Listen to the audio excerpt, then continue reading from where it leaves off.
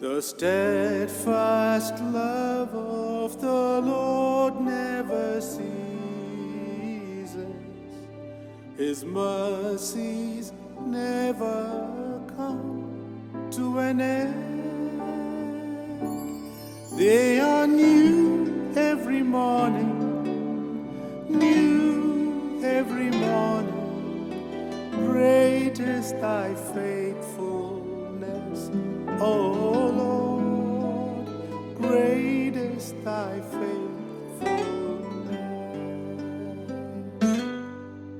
You just heard this lovely song.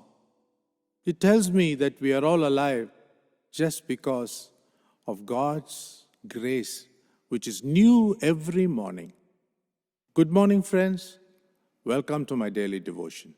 In the first 2.5 years of his ministry in Israel, Jesus Christ never used the word church. Just before the transfiguration, he asked the disciples, "Who do you say I am?"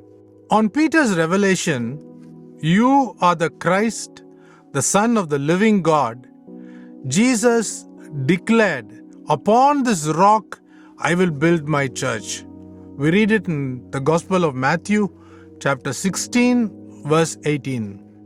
Now, what does the word rock mean? Rock here means foundation. On this foundational knowledge that Jesus is Christ the Messiah, he said that he will build his church. There are 4 main objectives why Jesus established the church. Number 1, that God should be worshipped congregationally in the church. Hebrews chapter 10, verse 25. Number 2, that the world should be evangelized by the church. We read this in the Gospel of Matthew chapter 28, verses 18 and 19. Number 3, that the believers in Christ be built up to spiritual maturity. Colossians chapter 1, verse 28. Final point, that the equality of Jews and Gentiles be demonstrated through the cross. We read this in Ephesians chapter 2, verses 13 to 21.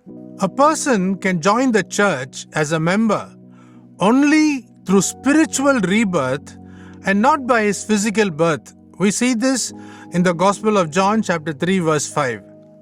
According to the Jewish quorum, 10 male members were required to form a church.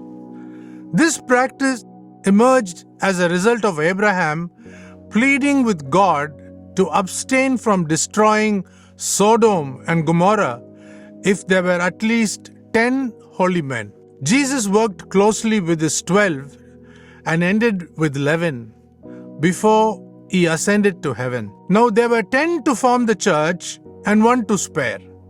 However, Matthias was chosen as the 12th disciple. Matthias was chosen as the 12th apostle to form the apostolic government before the church was born.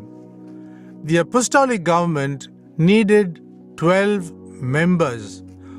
So the 120 in the upper room can be explained in this manner. The 12 tribes of Israel into 10 members of each tribe, we get 120. Have a great day. God bless you.